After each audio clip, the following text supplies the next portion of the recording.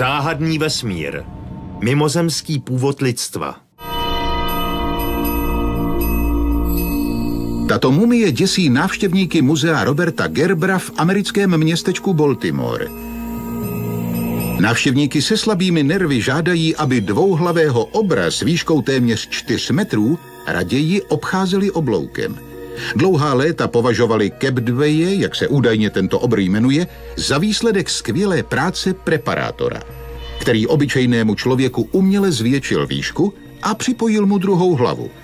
Kdo je ale ve skutečnosti tento dvouhlavý obr? Dnes přichází řada výzkumníků s šokující hypotézou, že se jedná o výsledek neúspěšného experimentu, jehož cílem bylo vytvořit rasu silných, odolných a poslušných otroků. Vědci mají podezření, že k takovým experimentům dochází na Zemi už velmi dlouho. Mnozí jsou dokonce přesvědčeni, že celá naše planeta je jedna velká laboratoř, kde probíhají experimenty na naší rase. Tady na Zemi se na nás provádějí experimenty jako v nějaké laboratoři. Na jedné straně jsou mimozemšťané antihumánní, odebírají a pěstují budoucí děti, a na druhou stranu, z celosvětového pohledu, se tím vytváří určitá situace. Proč civilizace, která má všechno a která může vejít do nádherného, jednotného, mnohojazyčného planetárního světa bez války a beze všeho, tak proč se taková civilizace už po 6. řítí k sebevraždě? Proč se to děje? Taková okázalá prohlášení jsou založená na reálných faktech. Ellen Wolber je na první pohled obyčejný Američan, který žije v New Yorku a zkoumá anomální jevy. Sám Wolber tvrdí, že je jednou z obětí pokusů mimozemšťanů. Ellen říká, že se narodil v armádním městečku u letecké základny ve Stover ve státě Massachusetts a tvrdí, že základnu často navštěvovala UFO. Ve věku 5 let se chlapec nechtěně seznámil s mimozemšťany osobně. Stalo se to pozdě večer. Jeden den ho rodiče uložili do postele a odešli. A za 15 nebo 20 minut se dveře do pokoje otevřely a vešli jimi malí mimozemští tvorové. Byli vysocí asi 4 nebo 5 stop, což je přibližně tak 1 metr. Měli na sobě stříbrné vesmírné skafandry. A když se Ellen snažil vykřiknout, tak zjistil, že ho opustily hlasové schopnosti. Pokusil se utéct, ale nohy ho přestaly poslouchat. Nedokázal se jim vzepřít. Jeden z nich se ho dotkl. Celé to skončilo tím, že usnul a probudil se až další den. Ellen říkal, že zatímco spal, tak tvorové ve stříbrných skafandrech dali do jeho těla implantát. Od té doby až dodnes každou noc zvrací. A potom zvracení cítí, jak se mu uvnitř těla něco začíná nahřívat. Wolber si opakovaně lékařům na své zdraví stěžoval, jenomže jeho návštěvy u lékařů a systematická vyšetření nic nepřinesla. Muž je zcela zdráv. Léky, co mu lékaři předepsali, nezabírají a nevolnost se mu každou noc vrací. Nicméně spolu se záchvaty zvracení získal Ellen ještě jednu podivnou schopnost. Od věku 20 let začal vídat UFO. Většinou se objevují na obloze. Létají velmi rychle. Viděl nejrůznější věci, ale většina z toho, co viděl, nebylo normální. Navíc byl Ellen svědkem neobyčejných událostí. Tak například v Kalifornii havarovalo několik aut. Ty havárie ale nebyly normální, protože nedošlo k žádné kolizi a ta auta nehavarovala normálním způsobem. Ellen tvrdí, že dokáže vidět UFO úplně všude. Říká, že mimozemšťané jsou neustále mezi námi. Každý den, každou hodinu. Ale jenom ve výjimečných případech je můžeme vidět osobně. Základny mimozemšťanů jsou všude. Na souši, ve vzduchu a dokonce i pod vodou. Všechno, o čem mluví, může doložit spoustou fotografií, které sám pořídil. Má 20 příkladů takových objektů. Tím se Alan liší od ostatních lidí, kteří tvrdí, že měli kontakt s mimozemšťany, ale nemohou ho hodnověrně dokázat. Ukazuje fyzické důkazy o neustálém objevování těchto objektů, které se materializují v jeho analytické mysli. Svoji sbírku dával Ellen dohromady dlouho, už od dětství. Tento člověk věří tomu, že nás mimozemšťané neustále sledují a zkoumají nás jako pokusné králíky. Navíc do řady takových výzkumů byly zapojeny i tajné služby Spojených států. Ellen tvrdí, že americké úřady provádějí výzkumy už několik let, ale nešíří se o tom a ani sám neví, co s tím materiálem budou dělat.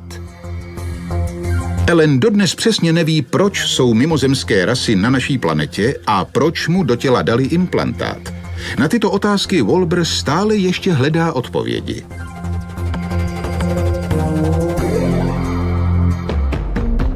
Lidé, kteří tvrdí, že byli uneseni nebo byli vystaveni vlivu mimozemšťanů, nejsou nic nového. Podobné příběhy se vyskytují už od středověku. Ku podivu, očití svědkové, které od sebe dělí tisíce kilometrů nebo celá století, vyprávějí skoro stejné příběhy. A od začátku druhé poloviny 20. století je takových příběhů stále víc. Prakticky všechny únosy lidí bez ohledu na to, ve které to bylo zemi nebo kdy, jestli v 50. nebo 60. letech, všechny byly spojené s medicínou. Ti unesení nikdy jenom neseděli a s mimozemšťany si nepovídali. Bylo s nimi zacházeno téměř jako s laboratorními zvířaty. Nepůsobili jim velkou bolest, ale brali jim vzorky DNA, krev, kůži a napojovali je na různé snímače a vymazávali jim paměť. Ty příběhy bychom mohli brát jako následek stejné psychické poruchy, při které vznikají halucinace. Kde se tedy vzaly ty fyzické důkazy? Mnozí unesení vypráví o tom, že do nich mimozemšťané vkládali takzvané čipy nebo implantáty. Chirurg z Kalifornie, doktor Roger Leir, je ochotný potvrdit, že ty implantáty opravdu existují. Jeho svědectví jsou senzační. Nejenom, že si schoval fotografie a rentgenové snímky, na kterých jsou ty předměty vidět, ale provedl také desítky operací, při kterých tyto implantáty vyjmul a držel je v rukou.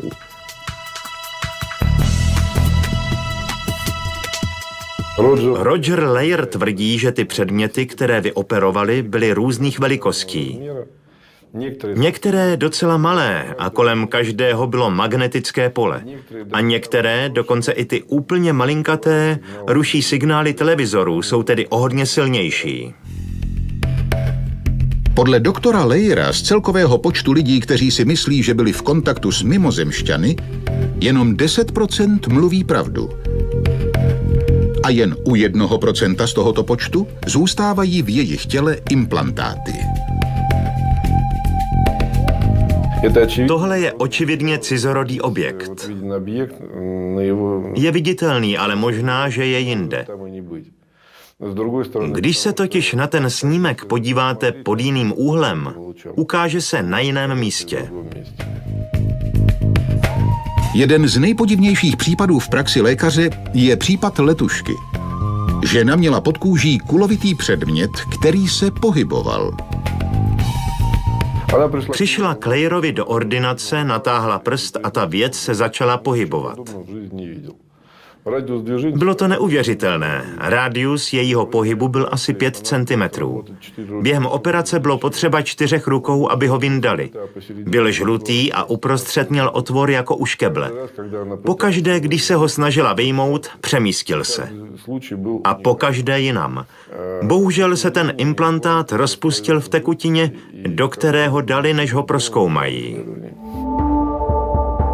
Doktor Layer byl dlouho skeptický a nevěřil, že se ty předměty dostávaly lidem do těl při pokusech mimozemšťanů. Jeho nedůvěra přetrvávala i po prvních operacích, při kterých implantáty odstraňoval. Hned od začátku ho ale mátla jedna okolnost. Nemohl na kůži těch pacientů najít stopy po operaci, při které byl implantát uložen. Za prvé byla překvapivá jeho velikost a za druhé tvar. Za půl století chirurgické praxe se s ničím podobným nesetkal. Byl to kovový předmět ve tvaru T. Skládal se z dílků s keramickými prvky. Samozřejmě, že chirurga zajímalo, co to je. Vzal chirurgický skalpel a zkusil ho rozdělit. Ale nedařilo se mu to. Pokusil se vzít menší kousek a celé se to opakovalo. Nepodařilo se mu ho rozdělit. Ženě dali lokální, i když dost silnou anestezii, ale uprostřed operace jí nečekaně prudká bolest přiměla trhnout nohou.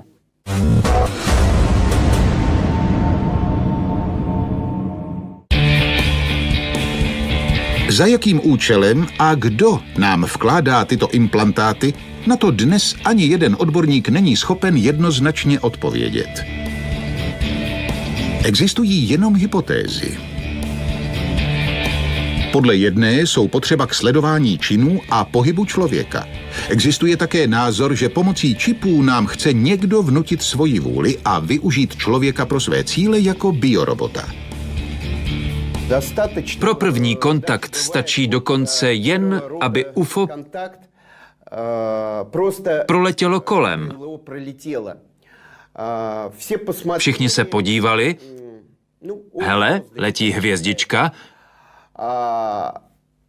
a oni mají hned zpracovanou celou tu zónu.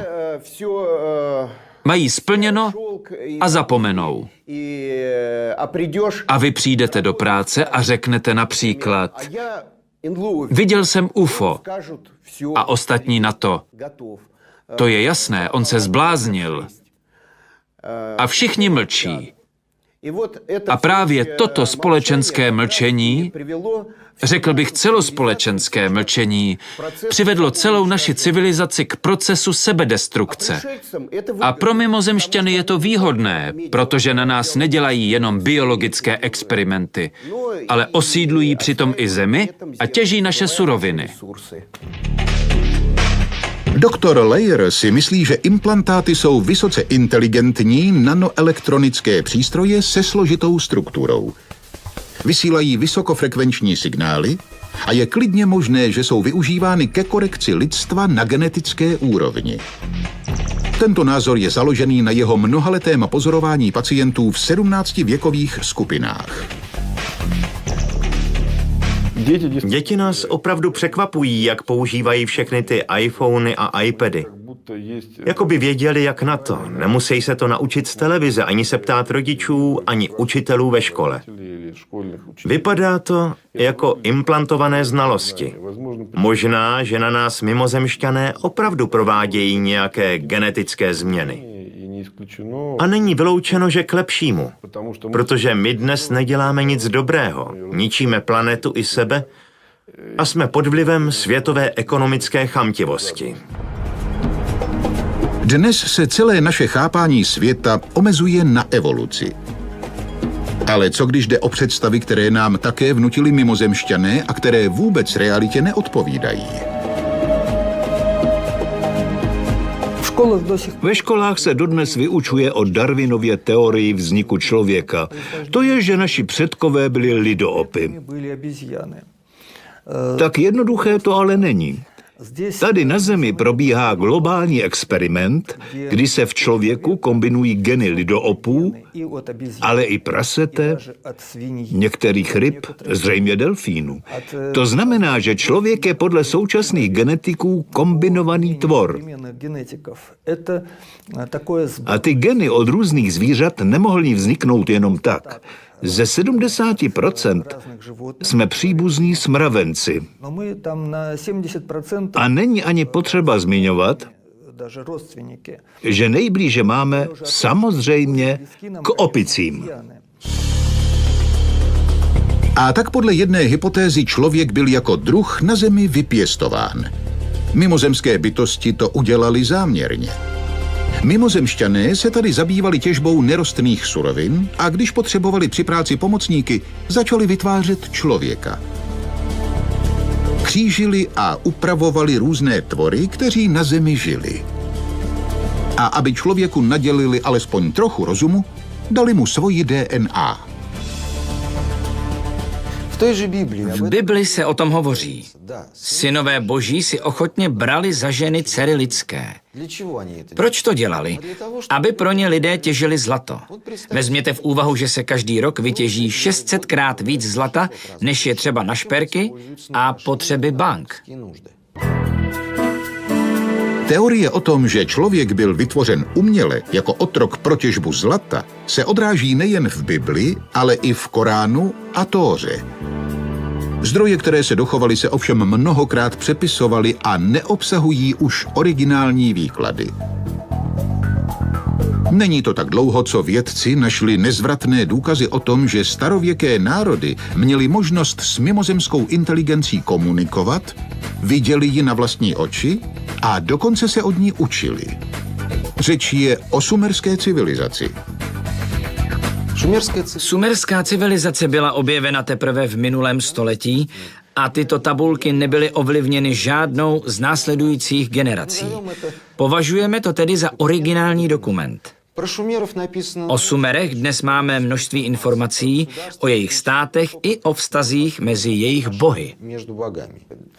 Sumerské eposy vypráví, že hlavní znalosti neolitu jako pěstování obilí, metalurgii, výrobu bronzových předmětů, látek, to všechno jim předali tito bohové.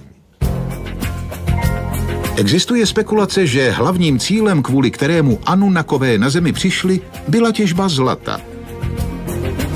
S jeho pomocí chtěli obnovit stenčující se vrstvu atmosféry své rodné planety Nibiru. Pokud by se zlato správně používalo, pozlacovaly by se kontakty v žárovkách, v přístrojích, ve vodičích. Kdyby se pozlacovaly všechny kontakty, tepelné a elektrické ztráty by se snížily o 70%, možná i víc. A pak by nemělo smysl stavět atomové elektrárny, přehrazovat řeky nádržemi a narušovat tak životní prostředí. Podle sumerských tabulek byla planeta Nibiru osídlena vysoce rozvinutými bytostmi, Anunnaki a Nefelimy. Na planetě začala řídnout atmosféra. Aby tomu zabránili, rozstřikovali Anunnakové do ozónové vrstvy malé částečky zlata, které měly vytvořit ochranný štít. Ten by odrážel teplo a světlo zpátky k Nibiru. Tu nejtěžší práci při dobývání kovu vykonávali anunačtí dělníci, které kvůli tomu z Nibiru vyváželi. V čele té kampaně stáli Anunnakové z vládnoucí královské dynastie. Někteří z nich ovládali pokrokové technologie. Byli to představitelé dvou klanů. Enlil, což byl hlavní syn vládce Nibiru, a klan Enki, jeho rodného bratra. Enki byl hlavním bohem, spolu se svou rodinou a s roboty. Samozřejmě je třeba pochopit, že nepřilétali jen samotní astronauti a spolu s nimi bohové. Používali také roboty, kteří mohli vykonávat složitou práci. Ale anunačtí dělníci, kteří asi 6 000 let pokorně v šachtách dobývali zlato, se v jednu krásnou chvíli vzbouřili. Jenomže roboti, jak předpokládají badatelé, potřebovali neustálou obsluhu, opravy, údržbu. A to byla drahá záležitost. Představte si, že jste vytvořili robota. Po nějakém čase se rozbije a vy ho musíte opravit. Když ovšem vytvoříte organický systém, tak může existovat miliony let a vy do něj nemusíte vstupovat. Existuje si sám, tedy pokud nedojde ke katastrofám globálního nebo planetárního charakteru. Tak dostali vládci Nibiru nápad vytvořit pro složitou práci na Zemi biorobota. Člověka. Na Zemi přiletěli nefilimové, aby tu vytvořili bioroboty, lidi. Podle sumerských zápisů použili mimozemšťané pro vytvoření člověka svoji DNA a geny opic, které na Zemi žily. O tom svědčí kresby na sumerských hliněných tabulkách, kde je zobrazen proces vytvoření člověka.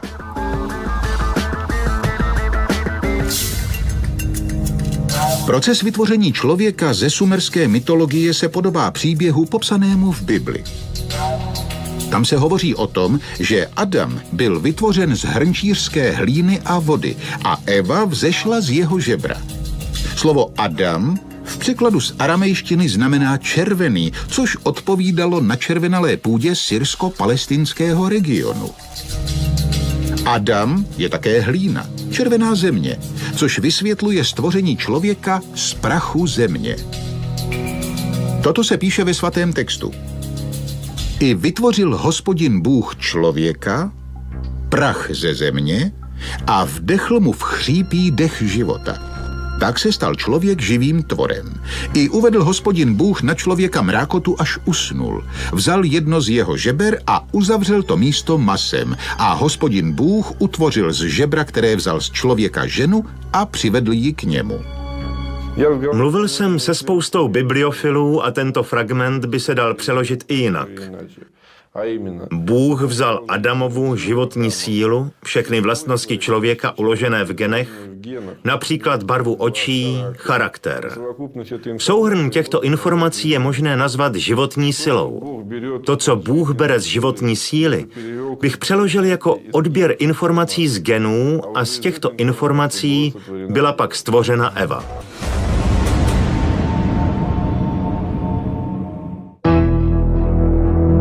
Ve velkých knihách jsou důkazy o technickém vybavení bohů. A existují také v mnoha kulturách. Například američtí indiáni z kmene Hopi zachovali vyobrazení na skalách. Nepodobají se technickým vynálezům? Kočínos byli prostředníci mezi bohy a pozemskými lidmi. Neustále pendlovali, létali tam a zpět mezi bohy a zemí. Například, když měl někdo z lidí nějaké přání, tak ho svěřili těmto Kočínos a Kočínos o tom řekli bohům. Když zmizeli bohové, tak zmizeli i Kočínos. Slíbili ovšem, že se vrátí. A aby se děti mimozemšťanů nepolekaly, začali indiáni vyrábět panenky. Tyto panenky mají velkou hlavu, jako kdyby na ní měli helmu. Z našeho pohledu vypadají jako kosmonauti. Je velké množství předmětů, které lze interpretovat z pohledu paleoastronautiky. Exemplář, který mám nejraději, je 17 cm figurka Almeka, kterou našli v Mexiku. Měla klasický skafandr s helmou, vypadala úplně jako kosmonaut. Kočínos, malby ve Valcamonica, kamenné sochy v Jižní Americe, australské skalní kresby. Artefaktů je spousta. Všechny ukazují, že dávní lidé byli v kontaktu s těmi, které označovali za sestoupivší z nebe. Myslím si, že teorie o hostech z jiné planety je bez ohledu na její fantastičnost věrohodná. A to nebyl jediný případ. Podobné figurky našli například v Japonsku. Jsou dokonce oblečené do jakýchsi skafandrů, takzvané figurky dogů. Zkoumali je výzkumníci NASA a potvrdili to. Existuje ale i jiná teorie o původu lidstva. Ta hovoří o tom, že člověk nebyl vytvořen na Zemi, ale na nějaké jiné planetě. Výsledný druh se ale ukázal jako agresivní a bojovný. Protože mimozemští genetici nechtěli zničit výsledky své práce, vyhledali planetu s kyslíkem a dovezli na ní budoucího člověka rozumného. A ta UFO, která se často na Zemi objevují, sledují průběh tohoto velkého děsivého experimentu. Je těžké tomu uvěřit, ale existují přesvědčivá fakta, která tuto domněnku potvrzují. Vědci mohou pro tuto hypotézu uvést spoustu argumentů. A možná se to největší tajemství ukrývá v nás samých. Například nemluvňata se rodí s trochu větší hlavou, což stěžuje porod. Na Zemi nejsou další původní druhy, které by měly stejný problém. Mnohé naše zdravotní problémy mohou pramenit z jednoduchého faktu, že vnitřní hodiny našeho organismu jsou koncipované na 25hodinový den. To dokázali spánkoví výzkumníci, ale pozemský den trvá jenom 24 hodin. Člověk zdědil od zvířat některé biologické nepříjemnosti. Například zvířata se pohybují po 4, ale člověk po 2 a vzpřímeně. Proto není zvířecí páteř tak namáhaná jako ta lidská. Spodní části páteře jsou u nás lidí namáhané extrémně. Je divné, že je člověk tak špatně uspůsoben k životu na Zemi. A to bez ohledu na tisíciletí evoluce. Špatně snáší sluneční světlo, syrovou stravu a trpí až příliš mnoha chronickými nemocemi. Bolesti zad a kloubů svědčí o tom, že se lidé vyvinuli v prostředí s menší gravitací a že naši předkové nebyli uspůsobeni ke vzpřímené chůzi. Všechny orgány jsou zavěšené na páteři jako na vánočním stromku. U zvířat to je jinak. Rozložení zátěže mají po celé páteři. Proto lidé trpí osteoporózou, osteochondrózou a dalšími nemocemi kostní tkáně a kostního systému. Svědčí to o tom, že na nás gravitace neúměrně tlačí. Pokud by byl člověk v průměru 2 až 3 metry vysoký, byl by počet jeho nemocí o mnoho větší. Menší vzrůst nás chrání před tlakem gravitace. Stavba lidského těla je neobvyklá a liší se od ostatních tvorů, kteří obývají naši planetu. Proto je možné předpokládat, že jsme byli vytvořeni podle něčího vzhledu a podoby. Ten někdo se ale zrodil daleko odsud. Zajímavé je i to, jak se v děloze matky rozvíjí zárodek budoucího člověka. Probíhá to úplně jinak než u ostatních obyvatel Země. U obratlovců probíhá vývoj plodu tak, že se zvednou okraje molekuly embryonálních membrán, na vrchu se spojí a vzniká miska. U člověka to tak není. U člověka ta miska vzniká dělením buněk. A právě to nás odlišuje od zvířat. Člověk se zvířatům nepodobá. Patrně jde právě o důkaz genetického inženýrství, kterým se stvořitelé člověka a lidstva odchýlili od standardu a vytvořili tak bytost, která se liší nejenom rozumem, ale i některými fyziologickými zvláštnostmi. Když se podíváme na nedávné výzkumy v různých oblastech vědy, musíme připustit, že v původu lidského druhu je něco anomálního. Výzkumníci objevili v lidské DNA skryté záložky, které považují za skrytý kód naprogramovaný mimozemšťany. Máme například 223 doplňkových genů, které se nevyskytují u jiných pozemských obyvatel. Vědci nevědí, odkud se tu vzali ani k čemu nám jsou. Například vůbec netušíme, jak všechny geny fungují. Když vyučujeme genetiku, říkáme studentům, že transkripční RNA přenáší informace a tak dále. A pak nastane proces vylaďování a kopírování. Jak se to ale děje? Proč k tomu dochází? Někdo nebo něco to řídí? Na filmu je vidět pohyb, jako by molekuly pochodovaly. Naše chápání procesů uvnitř buňky je jen základní. A to ani nemluvím o organismu jako celku. Můžeme tyto procesy řídit vědomně? Ne. Lidé dokonce ani nevyužívají větší část mozku. Existuje i pojem zvaný tiché zóny. Možná, že to svědčí o tom, že takový ohromný a složitý mozek jsme zdědili od našeho předka, který ho dokázal plně využít pro řešení těch nejsložitějších úkolů spojených s pochopením tohoto světa. Zatímco u člověka jsou některé zóny mozku jednoduše zablokované. Všichni víme, že nevyužíváme víc než 20% schopností našeho mozku. V extrémní situaci nebo u určitých lidí se předpokládá, že dokážou využít přibližně 80% toho, co jim nadělila příroda. Běžně to ale nevyužíváme.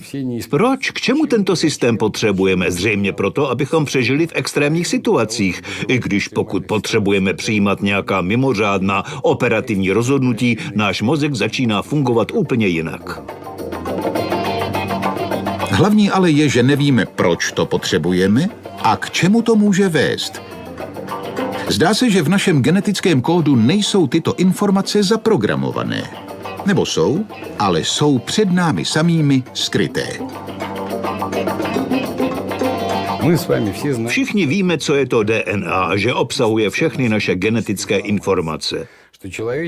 A že se lidstvo rozvíjí díky tomu, že prvky ribonukleové kyseliny načtou informace, které jsou uložené v DNA a vytvářejí potřebné buňky, prvky našeho lidského systému. A stejná struktura určuje funkci našeho mozku. Existují populární názory, že DNA, ve které není žádná informace uložena, takzvaná odpadní DNA, nám neumožňuje využít mozek v takovém objemu, jakým disponuje. Vypadá to tedy, že pokud se člověk naučí řídit funkci genů, tak to povede k průlomu v poznání sebe sama. Můžeme snad zapínat a vypínat naše genetické řetězce? Možná. Jenomže jsme stvořeni tak, jako by nám někdo cíleně zmenšil mozek a bránil tak našemu intelektuálnímu rozvoji. Tyto vědomosti by mohly dát člověku nadvládu nad časem a stářím, umožnit nám bezbolestnou existenci, zdraví a dokonce i věčný život. Samotná teorie o vypínání a zapínání genu, o kterém mluvíme, je nový směr ve vědě. Epigenetika, která hovoří o tom, že epigenetický svět, tedy voda, chromatin, mikroRNA, které v nás existují, mohou aktivovat až 60% DNA, nebo naopak její funkci pozastavovat. Takže jde o pohled na rozvoj člověka. Samozřejmě nejideálnější by bylo, kdybychom uměli silou vůle spouštět nebo zastavovat informace v DNA, které jsou potřebné, nebo ty, které v současné době nepotřebujeme.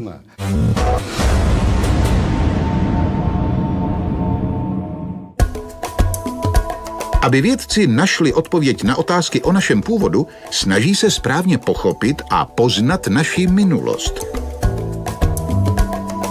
Přednedávnem společná australsko-americká expedice, která zkoumala skalní kresby prvobytných lidí v Austrálii a Jižní Africe, objevila více než 5000 vyobrazení z doby kamenné, mezi nimiž jsou kresby napůl lidí, napůl zvířat, s tělem koně a lidskou hlavou, nebo s hlavou býka a lidským tělem. Kresby těchto neznámých tvorů byly vytvořeny před více než 32 000 lety. Antropolog z Cambridge Christopher Chippendale a historik ze Sydney Paul Tacon, kteří studovali dávné petroglyfy, došli k jasnému závěru, že prvobytní umělci kreslili záhadné tvory podle skutečnosti. Tedy, že zobrazovali to, co viděli na vlastní oči. Zajímavé je, že pravěcí Australané a Afričané, kteří žili na různých kontinentech, zdobili svoje jeskyně kresbami úplně stejných tvorů. Zvláště překvapivé je ale to, že vědci našli kresby kentaurů v Austrálii. Přitom je známo, že se koně na tomto vzdáleném kontinentu nikdy nevyskytovaly. Jak se tedy australským domorodcům podařilo nakreslit koně s tělem člověka, se neví. Planeta Země je výjimečná planeta naší sluneční soustavy, kde jsou dobré podmínky pro existenci nejrůznějších forem života, včetně těch bílkovino-nukleových. Proto byla planeta Země osídlena dávno a mnohokrát. Nám podobní tvorové očividně žijí nejenom na planetě Zemi, ale i v jiných světech, na jiných planetách. U nás na Zemi existuje život na souši i na moři, i v mořských hlubinách, ve vodním živlu. Vždyť planeta Země je ze 2/3 pokrytá oceány. A tito tvorové, dostatečně vysoce rozvinutí, žijí ve vodách oceánu. Například delfíni a velryby jsou vysoce rozvinutí tvorové. Proto to vypadá, že před bioroboty lidmi, nebo spolu s nimi, mohli na naší planetě existovat i další záhadní obyvatelé. Někteří výzkumníci předpokládají, že tito kříženci vytvoření ve zkumavce mohli být inteligentní. Například boha Tóta, kterého zobrazovali s hlavou ibise nebo paviána, považovali Egypťané za mimořádného vědce. Zná nebe, dokáže spočítat hvězdy a vyjmenovat všechno, co je na Zemi, a změřit Zemi samotnou. Syn boha Krona a Filiry, kentaur Cheiron, kterého Apollon a Artemida naučili lovu, léčitelství, hudbě a věštění, byl učitelem hrdinů řeckých mýtů. Achilla, Asklépia, Kastora, Polydeuka, Jasona. Zbytkové informace o těchto křížencích mohly zůstat v genech zvířat, která na Zemi žijí dodnes. Když zkoumali podobnost různých druhů zvířat mezi sebou, tak zjistili, že plazy v sobě mají hodně lidského. Co jsou to plazy? To jsou krokodýly, želvy. A to je také hodně zajímavé. Lidé mají plazí mozek, tedy že máme podobnou část mozku, jako mají plazy. Člověk má velké hemisféry. To plazy nemají. Nicméně byly nalezeny ostatky předků koček, kocourů a prasat. To znamená, že krokodýly jsou prazvířata, ze kterých se potom mohly vyvíjet současné formy života ještěřího typu. V Egyptě, v blízkosti sídla Deir el Medina, byla objevena osada stavitelů thébské nekropole. Byli mezi nimi písaři a umělci, kteří ozdobili zdi hrobek. Při vykopávkách bylo objeveno asi 5000 kreseb zobrazujících scény ze života Egypťanů. Mnohé z nich jsou pro vědce záhadou. Například na egyptském papiru, který je uložen v Britském muzeu, jsou vyobrazeni šakalové, kteří stráží kůl zlata. Na dalším obrázku je zobrazena šachová partie mezi lvem a gazelou. Vědec Jean Champollion, který jako první rozluštil hieroglyfy, si myslel, že tyto kresby byly politickou satirou. Jenže my žádné informace o existenci tohoto literárního žánru u starých Egypťanů nemáme. Při vykopávkách v poušti Gobi objevil belgický vědec Friedrich Meissner lidskou lebku s rohy. Nejdříve se domníval, že ty rohy byly do té lebky nějak vsazené, že došlo k jejich implantaci. Patologové však dokázali, že jde o přirozené útvary. Podobné lebky byly nalezeny izraelskou archeologickou expedicí pod vedením profesora Chaima Ramona při vykopávkách v rozvalinách Šifty. Podobizny bohů se zvířecími hlavami a lidskými těly lze najít u různých národů po celém světě. Je tedy možné, že mimozemšťané považovali tyto genetické experimenty za nezdařené a že se kříženec opice a boha ukázal jako nejzdařilejší.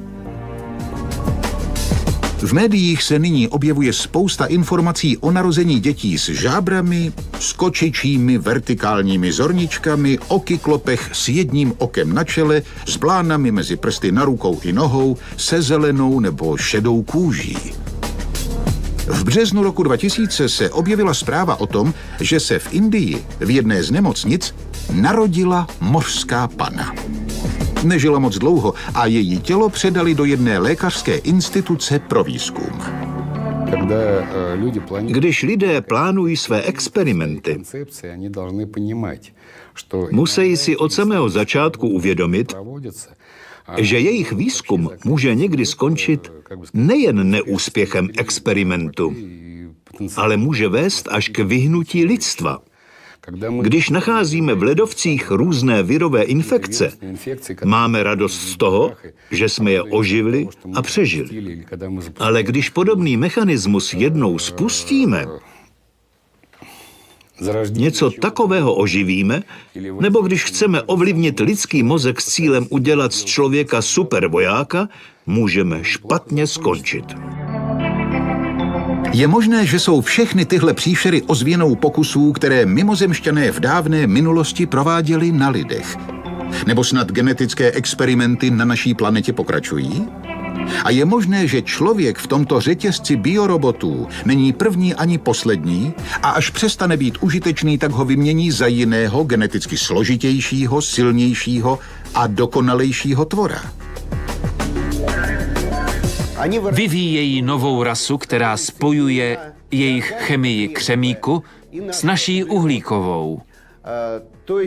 Znamená to, že chtějí získat jedince, kteří by byli spíše myslící hmotou nebo myslící formou, ale mohli by žít ve větší škále teplot a atmosférického tlaku. To je jedna z možností. Podle údajů amerických odborníků zmizí při těchto experimentech ze země beze stopy každoročně až 6 milionů lidí. A přibližně 60 milionů lidí zažije rotační odebrání. To znamená, že je unesou a zase vrátí zpátky. Unesli je, provedli na nich pokusy, implantovali jim mikročip, vymyli mozek a dali jim, řekněme, novou výbavu. A potom tohoto vlastně nového tvora vrátí. Pokud jsme ale byli vytvořeni uměle, tak proč si to nepamatujeme? Proč se považujeme za vrcholné dílo přírody a stále nevěříme faktům a popíráme myšlenky o našich mimozemských předcích? Z nějakého důvodu nám pomáhají na naši pravěkou minulost zapomenout. Tedy na dobu rozvoje života na Zemi, na pravěké civilizace, které existovaly. Dnes o nich nic nevíme. Kdo nám na to pomáhá zapomínat a proč? Když se podíváme z vesmíru, tak je vidět spousta kráterů, které jsou roztroušené po kontinentech. Může jít nejenom o bombardování meteority, asteroidy, ale i dalšími prostředky, možná i umělého původu. O tom, že k takovému bombardování došlo na Sibiři a ne tak dávno, jmenovitě v 16. a 19. století, se nám nedochovaly žádné dokumenty. Zvídaví badatelé ale nacházejí ozvěny historických katastrof v přírodě. Existuje teorie, že Země byla zasažena termonukleárními útoky a že předchozí civilizace mezi sebou bojovaly. A jedna z nich mohla vyhladit tu druhou. A dnes se blížíme ke stejné úrovni síly, kdy lidé na jedné polovině zeměkoule mohou zničit lidi na druhé polovině zeměkoule. Dosvědčují to starodávné důkazy. Někdo nám ale brání si na to vzpomenout. Co se děje dnes v zákulisí naší planety? Kdo nás sleduje dnes? Kdo rozhoduje a rozhodne, zda má člověk na Zemi být nebo ne? Jednoznačné odpovědi na tyto otázky nedokáže dát nikdo. Nicméně vědci dokázali, že jedinečnost lidského tvora je v jeho schopnosti myslet. Proto mnozí badatelé neznámého přicházejí s odvážnou hypotézou, že cesta k záchraně lidské rasy je na nás samotných. Musíme pozitivně myslet, vynakládat energii na dobré skutky a tak zachráníme nejenom sebe, ale i budoucí generace pozemšťanů.